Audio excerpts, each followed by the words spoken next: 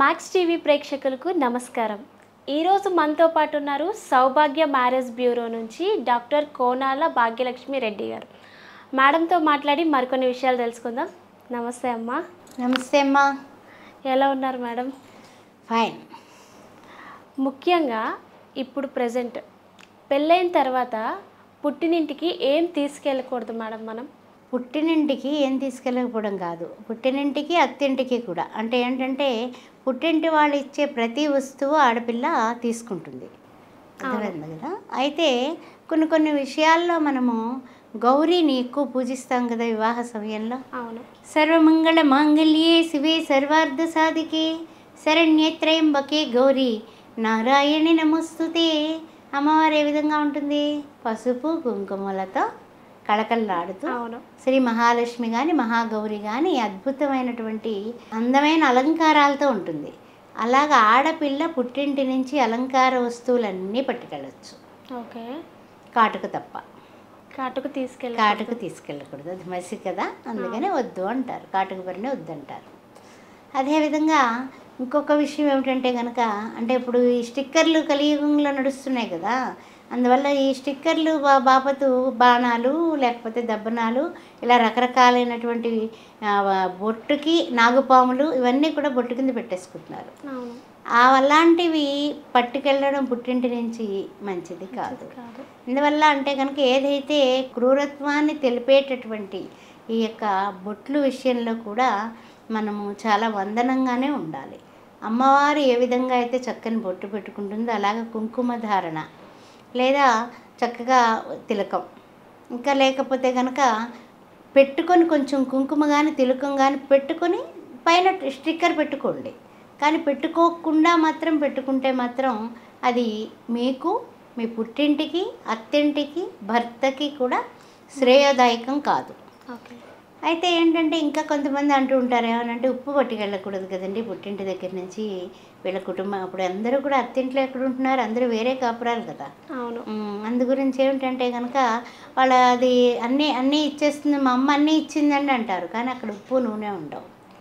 బాగా గుర్తుపెట్టుకోండి. ఆడపిల్లని కాపురానికి పంపేటప్పుడు కరివేపాకుతో సహా అన్నీ ఇస్తారు, కానీ పుట్టింటి దగ్గర నుంచి ఇచ్చేది నూనె, ఉప్పు, ఆ రెండు కూడా ఇవ్వరు అనమాట. అంటే ఆ రెండు చీపురు చేట ఇవి ఇవ్వరు. బాగా గుర్తుపెట్టుకోమ్మా. ఆ తర్వాత ఏంటంటే ముఖ్యంగా ఏంటంటే పసుపు కుంకుమ 5వ తనానికి చిహ్నాలు, నల్ల పూసలు మట్టి గాజులు 5వ తనానికి చిహ్నాలు, కాలి మట్టెలు మంగళసూత్రం 5వ తనానికి చిహ్నాలు. ఇవన్నీ ధరించినటువంటి యువతి పుట్టింటి దగ్గర నుంచి మెట్టింటికి ఇవన్నిటితో పాటు వెళుతుంది. వాళ్ళ వడిబియ్యమని పోస్తారు. అది కూడా ఏంటంటే కనుక అమ్మాయికి అత్తగారింటికి వెళ్ళినప్పుడు తొలుత వెళ్ళినప్పుడు ఆ వడిబియ్యం అలా జారుగా అలా వారపోస్తూ పెడుతుంది పిల్ల. ఎందువలన అంటే కనుక తాను పుట్టింటి దగ్గర నుంచి తెచ్చినటువంటి ఆహార పదార్థాన్ని మీ ఇల్లు కూడా నింపేటట్టుగా ఈ యొక్క ఆహార పదార్థాల ద్వారా మీరందరూ కూడా సకల సుభిక్షాలతో ఉండాలి. అంతేకాకుండా నేను కూడా మీ వంశాభివృద్ధిని చేస్తాను సుమా అని తెచ్చేటటువంటి ఆ యొక్క బియ్యంతో అన్ని రూమ్లు కూడా ఆ బియ్యంతో తిరగడం అనేది కొన్ని ప్లేసుల్లో సాంప్రదాయం. ముఖ్యంగా గోదావరి జిల్లాల్లో ఆ విధంగా చేస్తూ ఉంటారు. అదేవిధంగా కొన్ని విషయాల్లో ఏం చేస్తారంటే కనుక అత్తవారింటికి వెళ్ళేటప్పుడు మొత్తం అన్ని రకరకాల సామాన్లన్నీ కూడా మా అమ్మాయికి సుగంధభరితమైనటువంటి అంటే అలంకరణ వస్తువులన్నీ ఇస్తారు. నగలు నాణ్యాలు బొట్టులు కాటుకు కాకుండా ఇంకా అన్నీ ఇస్తారు. అంటే ఏమిటంటే పూర్వకాలం అయితే కాటుక బరిని కూడా వేసేవాళ్ళు. ఇప్పుడు ఏంటంటే కనుక అమ్మో కాటుక మసి కదండి అనేసి మానేశారు. అందువల్ల ఏంటి పెట్టుకునేవాళ్ళు, కాటుకలు పెట్టుకునేవాళ్ళు కూడా తగ్గిపోయారు కూడా. అందువల్ల కూడా ఇప్పుడు అంతా ఫ్యాషన్ యుగం కదా.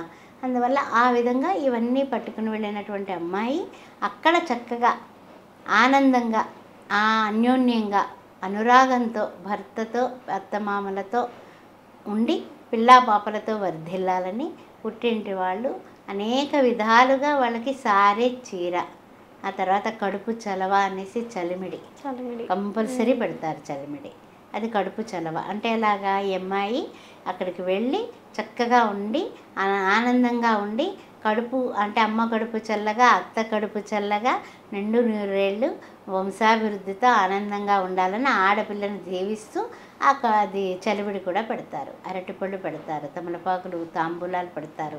అదేవిధంగా చక్కగా కాళ్ళకి పసుపు రాసి పంపిస్తారు. పసుపు అంటే హిరణ్యవర్ణాం హరిణిం సువర్ణ రజతస్రజాం చంద్రాం హిరణ్మయీం లక్ష్మీం జాతవేదో మవావహ అని అమ్మవారు లక్ష్మీదేవికి చాలా ప్రీతి కాబట్టి మన ఇంటి లక్ష్మి అత్తవారింటి లక్ష్మి అవుతోంది కదా, అందువల్ల అమ్మాయిని కాళ్ళకు పసుపు రాసి పంపిస్తారు.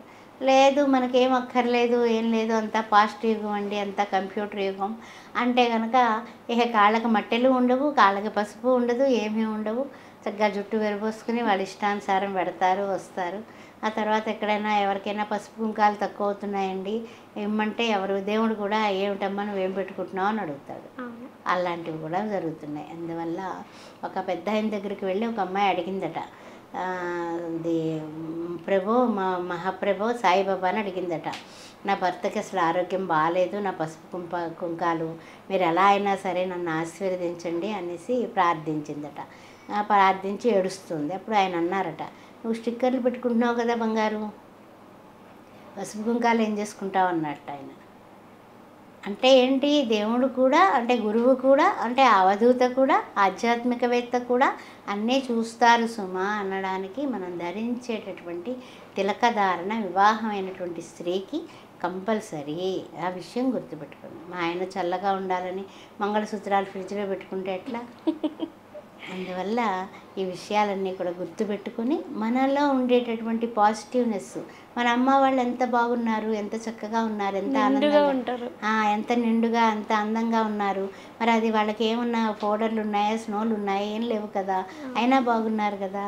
అలాగే మీరు కూడా చక్కగా లక్ష్మీదేవిలాగా అలంకరించుకుని తొలుత వెళ్ళినటువంటి అమ్మాయి మొట్టమొదట ఏ రీతిగా అయితే ప్రవర్తిస్తుందో పాజిటివ్ నేచరు పాజిటివ్ దృక్పథంతో ఉంటే అన్ని విధాలా కూడా అమ్మాయి లైఫ్ అంతా కూడా పాజిటివ్గా మారిపోతుందని పసుపు కుంకుమ రవికల గుడ్డలు చీరలు సారెలు అన్ని రకాలుగా కూడా మీకు పెట్టడం జరుగుతుంది.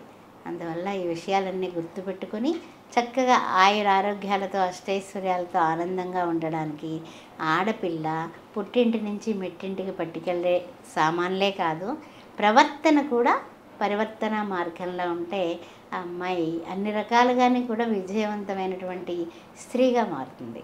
మేడం, ఇప్పుడు కొంతమంది పుట్టింట్లోన గౌరీదేవి పూజ చేస్తారు.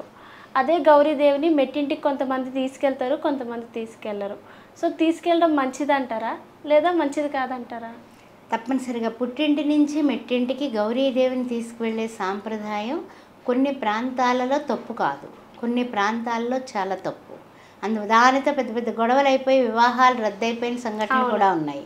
అందువలన వివాహానికి ముందు మనం చేసినటువంటి ఏదైతే గౌరీదేవి గౌరమ్మ వినాయకుడు ఉన్నారో వాళ్ళని తీసుకెళ్ళడం అనేది వారి వారి ఇంటి సాంప్రదాయాన్ని బట్టి ఉంటుంది. అంతేగాని తీసుకువెళ్ళాలి అని నేను తీసుకువెళ్ళకూడదు అని కూడా అన్ను. కొంతమంది అత్తింటి వాళ్ళు మా దేవుళ్ళు ఉన్నాయి కదా మీ దేవుళ్ళు ఎందుకు అంటారు. లేదు లేదు మేము ఇస్తాం అమ్మాయి కంటే కనుక మీరు అలాగే ఇండివిజువల్ కాపురాలు పెట్టుకుంటారు కాబట్టి అప్పుడు తీసుకువెళ్ళండి, అంతేగాని గొడవ పెట్టుకోవద్దు. దీని గురించి ఆలోచించవద్దు, చింత వద్దు. ఎలా అయినా సరే మన సాంప్రదాయాలు మన తెలుగునాట ఉన్నటువంటివి మనం గౌరవించడం అనేది సనాతన ధర్మంలో ఒక భాగం. ఓం శ్రీ మాత్రే నమః.